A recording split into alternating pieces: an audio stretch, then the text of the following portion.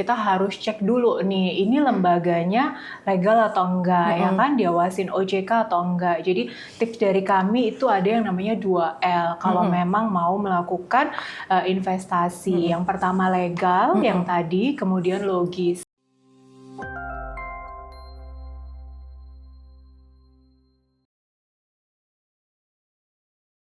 Nawak Ngalam, selamat datang di podcast Radio Mako Suara Cita, radio informasi dan motivasi oleh Dinas Komunikasi dan Informatika Kota Malang. Sudah berada di episode ke-7 ya hari ini. Kita juga sudah duduk bersama Ibu Ismirani Saputri ya Bu, selaku PLT Kepala OJK Kota Malang. Bagaimana kabarnya Ibu? Halo Mbaknya, baik.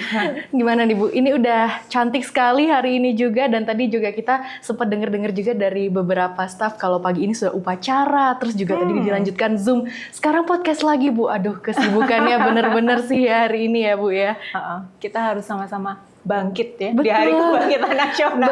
Betul, bener banget. Apalagi biasanya Senin ini hari yang bikin semangat ya Bu ya, karena emang abis liburan, abis recharge energi ya Bu ya, terus bisa langsung lagi berkegiatan seperti biasa gitu.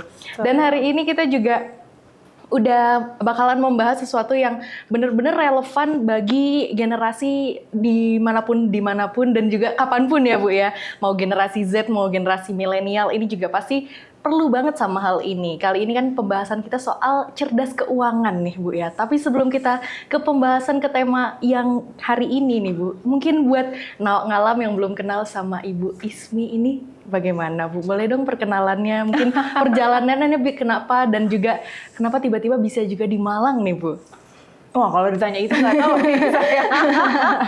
Jadi perkenalkan, Nawak Ngalam ya, benar, Bu. Saya dengan Ismirani, saya PLT Kepala OJK Malang dari posisi bulan November. Kalau ditanya kenapa, saya nggak tahu. Tapi berkah banget saya bisa di Malang sampai dengan saat ini gitu ya. Kotanya menyenangkan, hawanya gitu ya, orang-orangnya.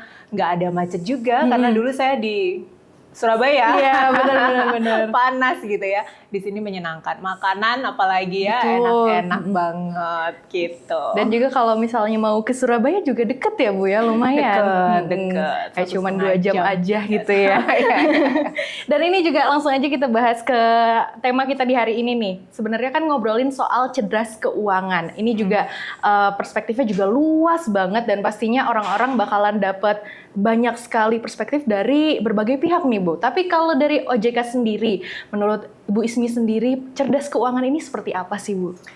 Cerdas keuangan itu kalau dari kami bagaimana kita merencanakan begitu ya keuangan kita, mulai dari perencanaan, kemudian kita melaksanakan gitu ya perencanaan tersebut dengan baik. Karena kalau kita ngomong keuangan nih, Mbak, nggak mungkin dong kita ya udah dah biar aja air mengalir, jangan gitu ya.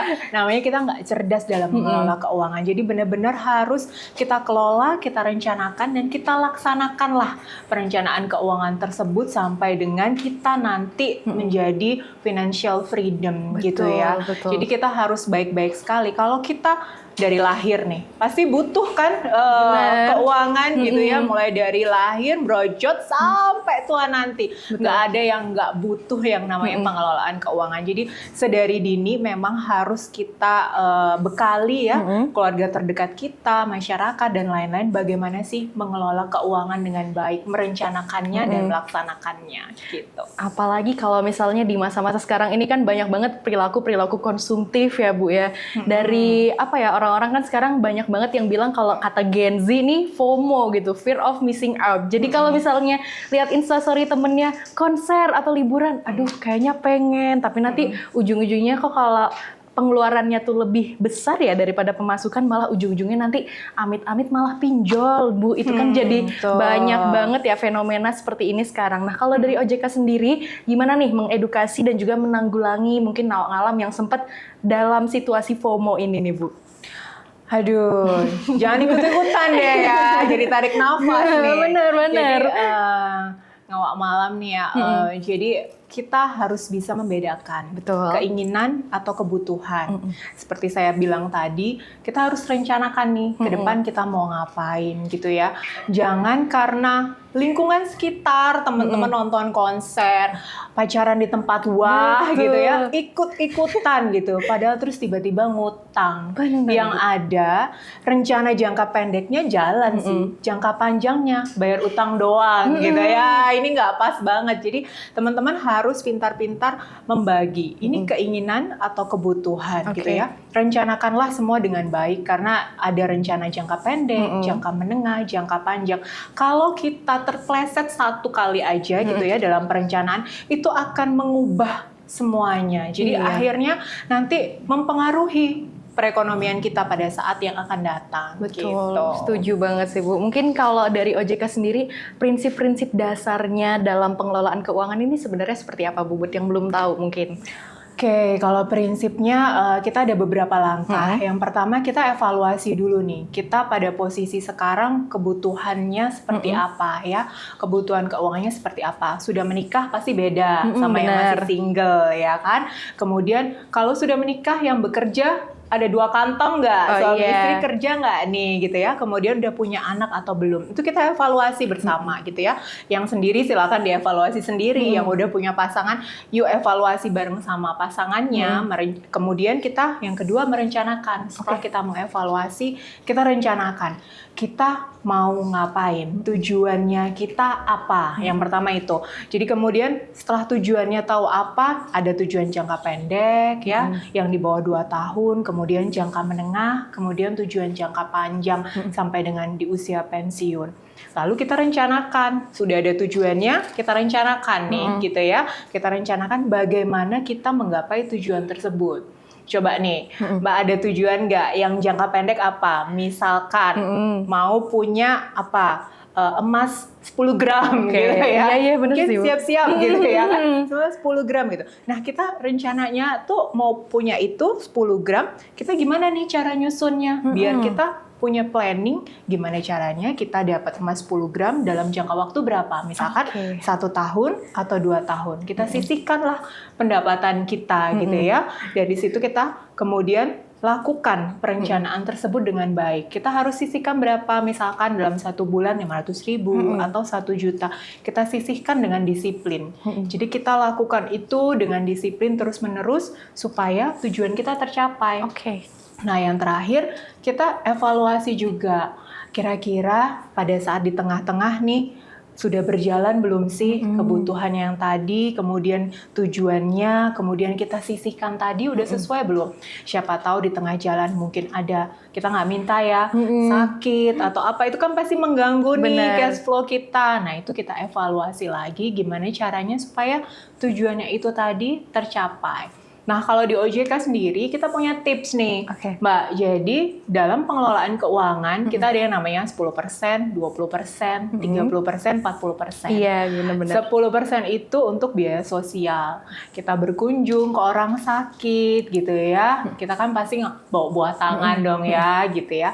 Kemudian ada zakat di situ juga, untuk tetangga sekitar, keluarga, kalau ada yang kebutuhan khusus gitu ya.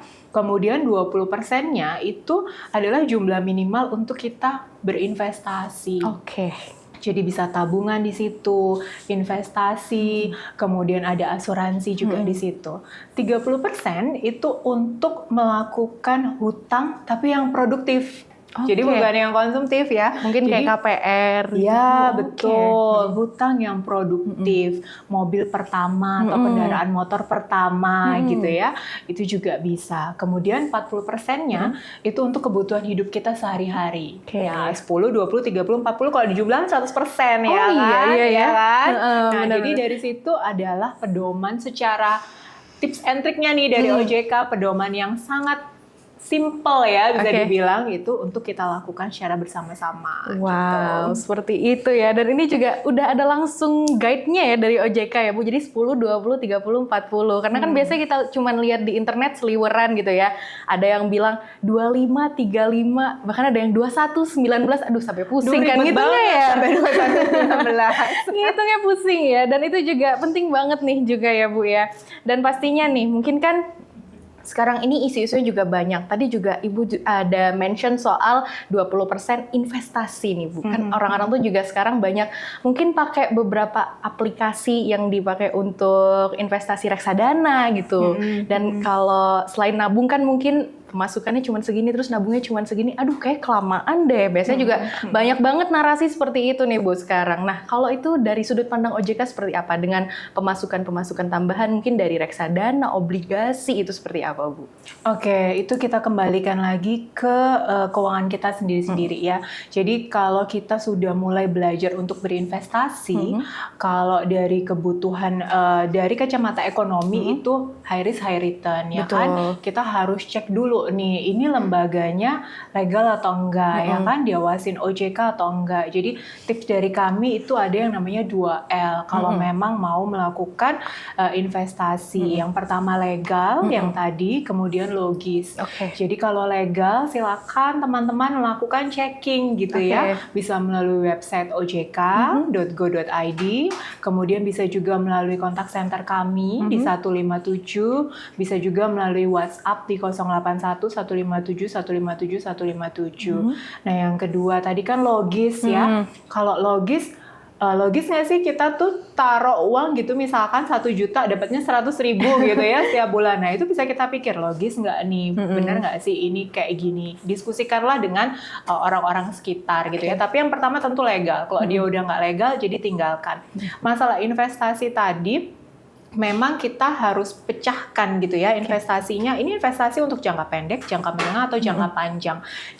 Sebelum melakukan itu, teman-teman harus kenali dulu kebutuhan teman-teman seperti apa, gitu ya. Hak dan kewajiban teman-teman seperti apa terhadap produk tersebut sebelum melakukan upaya pembelian itu tadi. Kemudian pada saat kita sudah ngerti kebutuhan kita, kewajiban kita seperti apa, haknya seperti apa, baru kita ini fit nggak sih sama keinginan kita. Nah, baru kita coba untuk investasi di sana. Gitu. Ini kan kalau investasi mungkin tadi perspektif kita untuk orang-orang yang mungkin ada lebihnya sedikit ya Bu ya. Betul. Mungkin buat kita ya ada mungkin kaum-kaum yang dompetnya agak menipis gitu. Nah, ini juga mungkin kebutuhannya juga cukup untuk sehari-hari aja. Itu cara cerdas mengelola keuangannya seperti apa nih Bu kalau dari OJK sendiri? Ini nih kalau dibilang cukup nggak cukup, semua orang pasti ngomongnya nggak cukup. Benar. Ya kan? Tapi prinsip dasar yang tadi, kita harus mulai sejak sekarang. Jangan menunda-nunda gitu ya. Betul. Mau cukup nggak cukup, pasti mbaknya juga kalau dikasih gaji berapapun pasti nggak cukup ya kan? Bener, Bu. Kalau perempuan gampang banget ngabisin uang ya. Skincare ya Bu ya. Nah, itu dia tadi. Jadi kita harus mulai segala sesuatu pengelolaan keuangan sekarang juga. Nggak ada ya, jangan nunggu-nunggu nanti gitu ya sebelum telat. Semakin mudah, semakin bagus gitu. Semakin kita tahu cara pengelolaan keuangan, step ke depan untuk kita nanti pada saat usia dini kita sudah jauh lebih siap. Betul. Jadi nggak perlu nunda-nunda. Berapapun gaji teman-teman, sisihkan. Jangan sisakan. Ya kan? Kalau sisa kan pasti nggak ada sisa dong. Benar. Ya kan? Pasti belanja-belanja terus dan lain-lain. Jadi berapapun gaji ngawak malang nih ya, jadi itu disisihkan pada saat awal gajian, lalu langsung disisihkan. Itu tadi yang saya informasikan, minimal 20% harusnya. Cukup nggak cukup, harus cukup. Ya kan? Harus mulai dari sekarang. Jangan tunda-tunda terus. Kita tunda-tunda yang nanti habis gitu. Betul. Ini lagi langsung Anya catat nih Bu, langsung hitung nih 20% dikali gaji berapa ya harusnya? Harusnya yang kita sisihkan ya. Tadi juga sempat dicatat juga yang 10, 20, 30, 40% juga. Dan ini juga pentingnya ya punya circle-circle ataupun teman, pasangan bahkan yang bisa diajak ngomong melek finansial juga ya Bu ya. Ini penting banget apalagi di era seperti ini nih. Dan mungkin bahkan buat kita yang udah menyisihkan nih, ada aja nanti pasti omongan atau pikiran-pikiran jahat yang bahkan kayak aduh kayak perlu deh buat ini kita cairin deh tabungannya, kita cairin ya. Aduh. Ya, betul. Kalau gitu gimana nih Bu? Itu kan pasti mindsetnya orang-orang banyak banget yang kayak gitu ya Bu ya. Itu balik lagi ke tujuan awal rencana. Kalau kita memang merencanakan untuk liburan, boleh aja. Misalkan tujuan jangka pendek mau liburan nih kemana? Nggak usah jauh-jauh lah ya. ya ke Iya, Bali gitu Bali misalkan. ya, Bu. Oke, 1 tahun kita nabung. Itu emang tujuan kita. Tapi selain tujuan yang untuk jangka pendek Bali itu tadi, kita harus punya tujuan jangka menengah yang lain dan jangka panjang dengan Oke. pasangan ya kan. Kan nggak mungkin liburan terus gitu, tapi terus cicilan KPR terhambat Betul. gitu. Nah, ini makanya tadi pentingnya perencanaan dari awal. Ini tujuan apa sih? Tujuan jangka pendek. Oke, tujuan jangka panjang itu juga butuh sih biar kita sehat gitu ya. Betul. Secara keuangan sehat, secara mental sehat, jasmani rohani ya. Bener. Gitu. Jadi kembali lagi harus ngecek dulu itu kebutuhan bener nggak sih kita. Oh, kita terakhir liburan kapan ya? Gitu. Itu juga harus dicek sama rekan atau sama pasangan gitu kan. Oke. Jangan setiap 3 bulan sekali yang ada liburan gitu. Betul. Jadi kita mungkin lihat kalender udah ada libur panjang dikit, aduh bisa ini cuti ya langsung gitu ya. Itu liburan terus nanti judulnya ya Bu ya. Dan ini kan masih pembahasan yang tadi juga, pastikan definisi orang akan yang namanya dana darurat nih beda-beda nih Bu. Kan ada mungkin yang bilang yang emang literally definisinya darurat kan mungkin kalau kita sakit atau apa nih. Tapi ada beberapa orang yang kayak aduh kayaknya beli ini darurat deh, kayaknya butuh deh ya. Nah, mendefinisikan dari dana darurat dan dana apa yang sebaiknya memang dialokasikan untuk jadi dana darurat itu seperti apa Bu sebenarnya? Dana apa yang untuk dana darurat? Karena kedaruratan orang kan beda-beda ya Bu betul, ya. beda-beda. Kita balik lagi cek dulu evaluasi kebutuhan hidup kita sendiri-sendiri ya kan. Ada yang mungkin menanggung orang tuanya, mertuanya, itu beda lagi ya kan. Ada yang memang dia free nih sendirian aja gitu. Dana darurat itu bisa disisihkan dari yang tadi saya bilang 20% itu kan kita wajib nabung dan investasi ya kan. Di situ kita sisihkan juga untuk bener-bener yang nggak kita pakai sama sekali gitu ya. Jadi kalau secara best practice itu biasanya kalau untuk yang single itu 6 kali gaji itu dana darurat harus ada. Jadi kita belajar kemarin OJK juga belajar dari adanya pandemi COVID kemarin kan. Benar. Pandemi COVID itu ada yang gajinya tiba-tiba turun, ada yang kemudian di PHK. Benar, Bu. Nah itu kita bisa hidup dengan dana darurat kita untuk beberapa bulan ke depan. Nah kalau single tuh 6 biasanya, 6 kali dari gaji kita. Kalau sudah berkeluarga itu bisa sampai 12 kali. Nah tapi balik lagi kebutuhan setiap orang beda-beda. Kita rencanakanlah dengan matang kira-kira kita dalam 1 bulan nih butuhnya berapa, lalu kita sisihkan.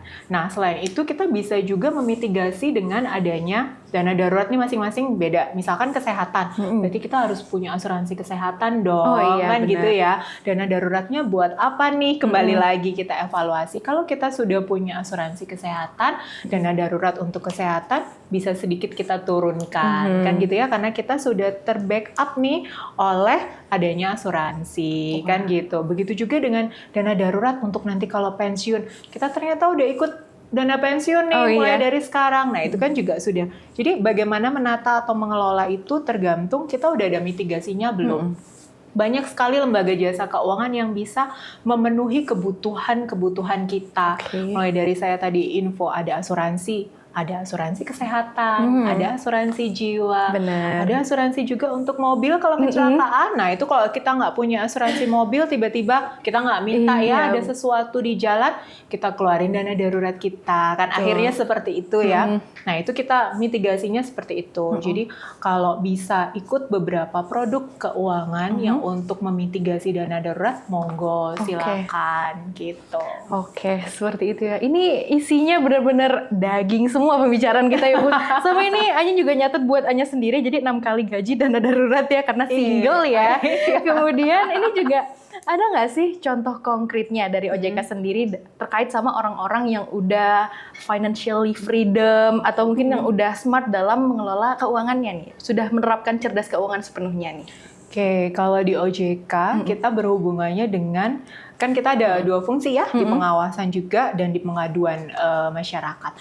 Justru kita mengambilnya bukan yang sudah financial freedom tadi, tapi pengaduan yang datang nih.